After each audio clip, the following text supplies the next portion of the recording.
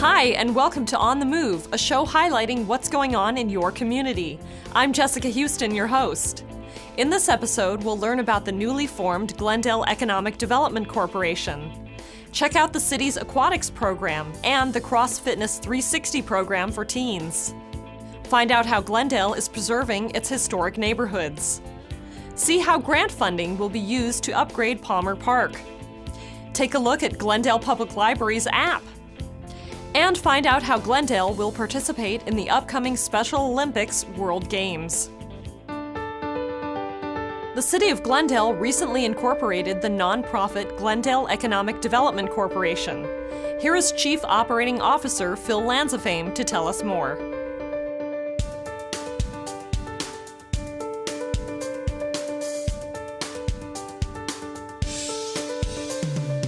Over the last few years, the City Council has taken major steps to reclaim the importance of active economic development in Glendale by adding authority for a program to the City Municipal Code, and in July 2014 took the next step in the evolution of Glendale's economic development program by forming a nonprofit public benefit 501c3 corporation. While the formation of this corporation is innovative, the work we are doing is something that Glendale has been active in for years, and why major companies like Disney, DreamWorks, Avery Dennison, Bloomingdale's, and Whole Foods have moved to Glendale.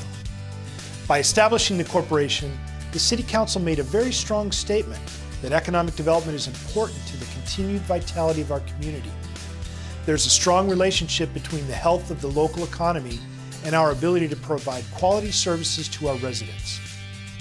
Glendale's Economic Development Corporation has three main goals: to promote an 18-hour city, reduce office vacancies, and provide excellent business services. The successful implementation of business-friendly practices is what has made Glendale a regional destination as both a job-creating center and a prominent hub for goods and services.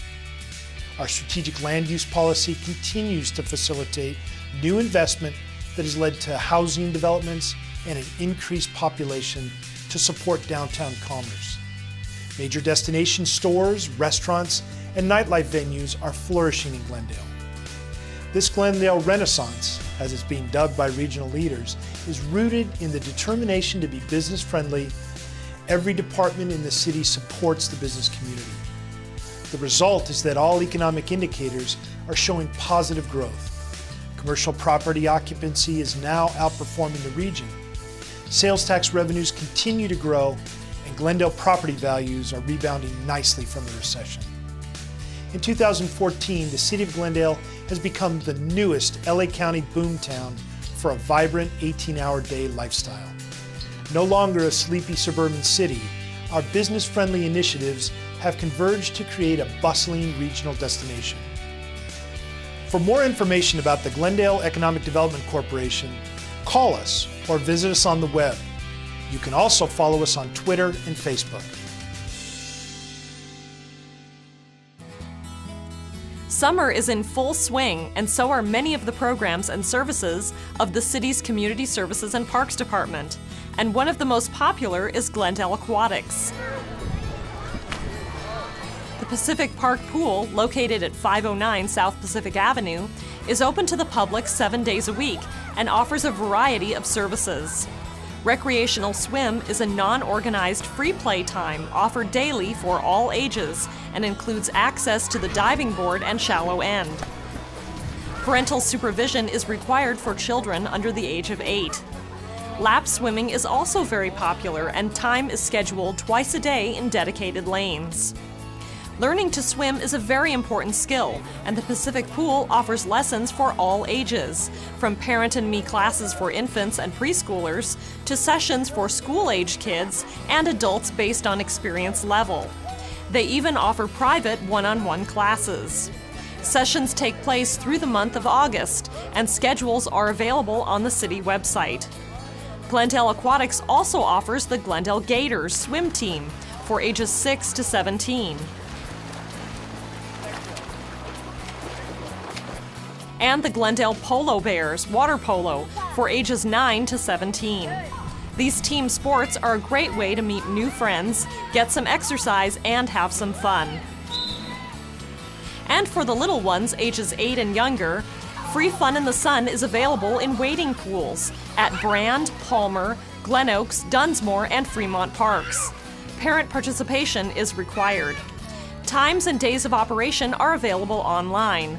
For more information about these programs, visit GlendaleAquatics.com or call 818-937-7433. Another exciting program offered by Community Services and Parks is Cross Fitness 360. This is a free curriculum-based fitness training program specially targeted to youth, boys and girls between the ages of 13 and 17. The program requires youth to commit to a 3-day workout schedule of a 60-minute exercise period and 30 minutes of stretching and cool down. These strength and conditioning sessions aim to develop a lifelong love of fitness and to prepare teens to be well-rounded athletes. Push up, one arm, push up, second arm. I see different kids come in Tuesday through Thursday, and I see them progress even within a month's time. Instead of 10 box jumps in a minute, they can do 30. And you see the progression, and with more and more kids coming, there's a little competitiveness to it. So therefore, at the end of the day and the end of the month, they're not only pushing themselves, they're also pushing each other. Not only do the kids walk away feeling a little bit more energized at the end of the day, but when they come back the next day, they tend to make different choices as when it comes to food and healthier choices, because they know whatever they eat before they come into the program, it's going to affect them during the program and after. Not only do the kids walk away knowing that they could do a little bit better in the sports that they compete in, but they also get to know the other kids that are involved, probably other kids that they don't see at school, but they meet from different schools and different age groups, and they learn to work together. By the next day, even if they don't want to show up to do the exercise, they show up because they want to see their friends. And it's a perfect window from 4 to 5 for the kids, instead of being home, waiting for their parents and just sitting around watching TV and eating a bag of chips or playing games or computers. They're over here working and sweating. Excellent job. Cross Fitness 360 takes place Tuesday through Thursday from 3:30 to 5 p.m. at the Pacific Community Center, 501 South Pacific Avenue. For more information, call 818-937-7243. Since its founding in 1906, the City of Glendale has developed a rich and diverse architectural landscape. The city has long recognized the value of preserving neighborhoods and the properties that reflect different eras of Glendale's history. The Historic Preservation Commission was established to regulate proposed changes and maintain the integrity of historic features and design which bring beautiful cohesion to Glendale neighborhoods and properties. In 2005, the City of Glendale instituted a process by which neighborhoods could receive a Historic District designation, and to date has received 7 Historic District applications. Only those neighborhoods that meet the high standards of the Historic Preservation Commission receive the distinguished title of being a historical resource. There are currently 6 historical districts which hold this high esteem. The Ardeven Highlands reflect styles common of the 1920s and 1930s. It exhibits the Spanish colonial, Monterey, and Tudor revival styles, along with the later but complementary minimal traditional and ranch styles. In addition, most homes are visually linked by their similar setbacks from the street, scale, and massing, creating a cohesive feeling that helps define the neighborhood's historic character. Cottage Grove is one of the few areas where a developer sought to create a unique neighborhood identity and give residents the sense of living in an English village. The intermixing of these English-style homes with sporadic Spanish colonial revival-style homes is consistent with patterns found during the 1920s. A large portion of North Cumberland Heights was developed by the Campbell brothers. The district contains many fine examples of the period revival architectural styles of the 1920s and 30s, along with minimal traditional and ranch-style homes from the 1940s and 50s. Glendale's largest historic district, Rossmoyne, consists of 503 homes set along gently curving streets and features an outstanding variety of Spanish colonial revival, Tudor revival, and French-inspired designs. The area was developed by the Haddock Nibley Company beginning in 1923 and was largely built out by 1950. Royal Boulevard was built primarily between 1927 and 1948. It is the final component of the Haddock Nibley Company's development, reflecting interesting aspects of early 20th century planning and suburbanization. 2 homes in the district are also listed on the Glendale Register of Historic Resources for their fine architectural design and association with significant Glendalians: Bob Wien, founder of Bob's Big Boy, and Ed Strangler Lewis, world heavyweight wrestling champion of the 1910s. In the 1910s, philanthropist and businessman John C. Brockmont built a large residence and 4-story clock tower surrounded by a lake with an island and a deer park. In the 1920s, his large estate was subdivided by the Home Realty Company into Brockmont Park, featuring a private park for the area's period revival-style homes. In the 1950s, the park and portions of the gardens were developed, bringing a number of ranch-style homes into the collection. Today, both the Brockmont House and Tower are listed on the Glendale Register. The area's tree-lined streets and high-quality architecture make it one of Glendale's most distinctive neighborhoods. Homes within these districts enjoy the invaluable distinction of owning a piece of Glendale history. But this recognition is accompanied with the great responsibility to adhere with specific guidelines as to not alter the characteristic charms of these historic homes. Design guidelines were adopted by City Council to provide guidance for work on district properties tailored to each particular architectural style. Many work proposals that conform to the guidelines can be exempted from Historic Preservation Commission review and can be approved over the counter by Community Development Department staff. Major remodels may be reviewed by the Commission, as well as work that does not meet the guidelines for appropriateness to the property and the district. The ultimate goal is to protect the features that give a building its sense of historic character. And it's the character of individual properties that adds up to create the sense of history and uniqueness that make historic districts such special places. If the red tile roof is removed from a Spanish colonial revival house, we lose an important part of that property's story. The same is true when the original wood siding of a craftsman bungalow gets covered with stucco. The Historic District Design Guidelines help owners understand which features are important and how to find appropriate solutions when it's time to install a new window, replace the roof, or build an addition for a growing family. It's important to remember that the goal of historic districts is to protect their overall historic feel. The guidelines only apply to the parts of a property that can be seen from the street. Work at the back or interior is not covered. Changes to these areas still require permits, of course, and exterior work is still reviewed for its design and adherence to the zoning code. In this way, we can protect neighborhood character while allowing properties to change over time. To learn more about historic homes and neighborhoods, the process to be recognized, and guidelines, please visit the city's Community Development Department website or call the Planning Division at 818-548-2140. The California Department of Housing and Community Development recently awarded the City of Glendale a grant to improve facilities and amenities at Palmer Park.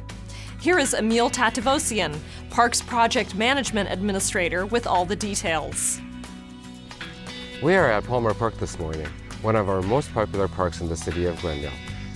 The state has awarded the city of Glendale approximately $360,000 for its efforts in investing and making low-income households available for the community. Earlier this year, the City Council approved extensive upgrades to the park, and the grant will go towards those improvements.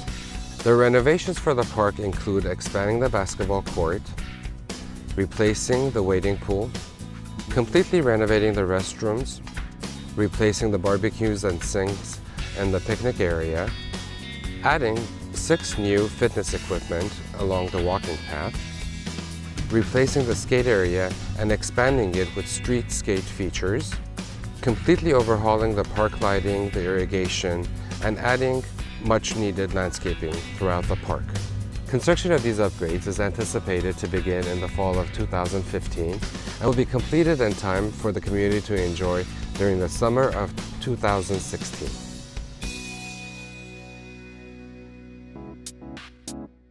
Did you know the Glendale Public Library has an app? It's called GPL To Go. Now, whether you are at home or on the go, you can search the catalog for books, audiobooks, DVDs, ebooks, and e-music. You can also place holds, renew items, browse photo collections, and online databases. You can even connect to the library Facebook page and city Twitter feed. The GPL To Go app is free to download and is available for iOS, Android, Windows Phone, and Kindle. Search the app stores for Glendale Public Library, California, or visit the Library Arts and Culture website to try a live demo. The City of Glendale is proud to announce that our community has been selected as an official host town for the 2015 Special Olympics World Games in Los Angeles. City leaders accepted the honor at a press conference on July 17th at the Americana at Brand. What a great morning this is for Glendale. I'm so glad you could join us for this very exciting event. My motto is, nothing is impossible, because Special Olympics has shown me just that. I have done things I didn't think I could do. As a global messenger, I taught to groups about Special Olympics and about how it benefits people like me who have intellectual disabilities. But what I'm here today for is to tell you about my excitement about the Special Olympics World Games that will be coming to Los Angeles in the summer of 2015. This is an amazing moment for people with intellectual disabilities, amazing moment for Los Angeles, the entire region, and I think today an amazing moment for the City of Glendale and the commitment that you're making to these World Games. A big part of our program is called Host Town, where the athletes, 7,000 athletes from 177 countries come to Los Angeles. They arrive at LAX, they go to Loyola Marymount, they're greeted, and then they're dispersed to host towns from San Diego to San Luis Obispo. Glendale is going to serve as a host town, which means that for 3 days they'll be hosting one or more delegations, providing them with housing and food, putting on exhibitions, pep rallies, participating in cultural events. It gets them ready. They get acclimated to the time period for many of them traveling from long distances. We're very excited about being a host for the Special Olympics World Games 2015 Los Angeles.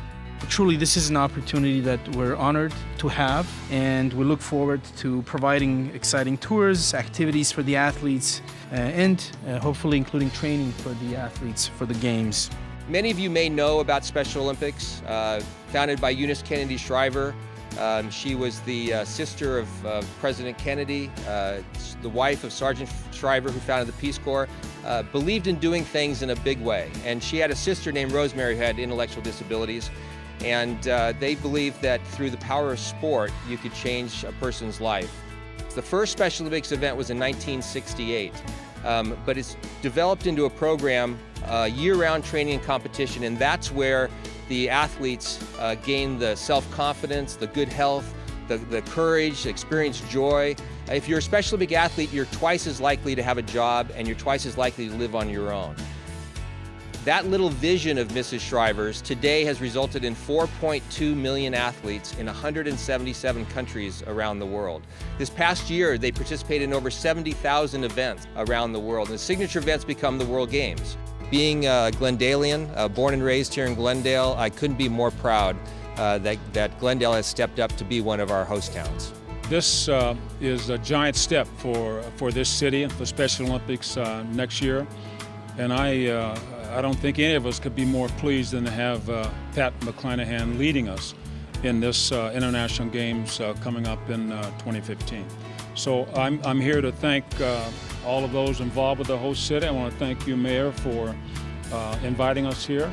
Anytime that an organization like ours, Special Olympics, and have an opportunity to bring literally the world together, it's amazing what it does for the participant. as well as for the families and the volunteers. It's unbelievable what happens between the host city and all those men and women who travel from the world over to be here. And LA is the perfect place. We are putting our best foot forward to all of our athletes, the very special athletes who really are the center of this entire endeavor. And if you were going to have the Special Olympics, the World Games, anywhere in the world, it ought to be here in LA. And if it's going to be anywhere in LA, it ought to be here in Glendale. So thank you very much for celebrating with us, for kicking this off. And please know that this is the beginning of something very special. I encourage you to come back and continue to be part of really something that changes the world one person at a time, one athlete at a time, because as much as we try to give to these very special athletes, they are giving right back to us and showing what we can be, the best part of and what we are as a community and as individuals. The athletes will get to experience what's it like to be in America for the first time and to meet friends from other countries. I've been around here for over 40 years, and I'm still inspired by what I see, the volunteerism, the sponsorships, the cities taking and being involved. Means a great deal to me, and I'm sure that Mrs. Shriver, if she was here today, would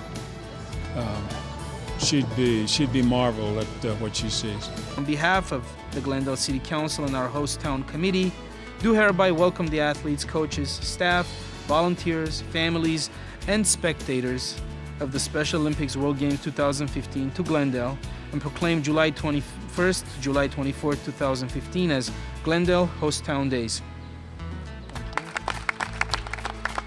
The world is coming. Are you? Thank you very much for coming. For more information on the 2015 Special Olympics World Games, including volunteer and sponsorship opportunities, visit la2015.org. That's it for this episode of On the Move. Join us next month as we continue to explore the interesting things happening in the city of Glendale. For the latest updates, follow us on Twitter, Facebook, Instagram, and YouTube at myGlendale. You can also stay informed by signing up for our free monthly electronic newsletter, City Connections. Sign up on the city's website. Thanks for watching, and we'll see you next time.